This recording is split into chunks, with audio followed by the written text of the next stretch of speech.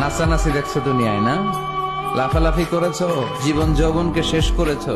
এই জীবনের সবচেয়ে দামি সময় হচ্ছে যৌবন। এটাকে কোন কাজে লাগিয়েছো? কিয়ামতের দিন জিজ্ঞেস করবে কে? আপনাকে বলতে হবে যে আপনার এই যৌবনের সময়টা আপনি কি করেছেন। আপনি কি হারাম কাজে, অশ্লীল কাজে, নিষিদ্ধ কাজে সময় ব্যয় করেছেন, নাকি কোরআনের পক্ষে ছিলেন? এই প্রশ্নের উত্তরগুলো কিন্তু আল্লাহর সুপ্রিম কোর্টের কাঠ গড়ায় আমাদেরকে দিতে হবে, কারণ ওই দিনটা বড় ভয়ঙ্কর, জবাবদিহিতার দিন। দিনে দিনে বহু বাড়ি আছে, দেনা শুধিতে হইবে ঋণ। যা করছেন পাই টু পাই, সেদিন হিসাব চাইবে কে?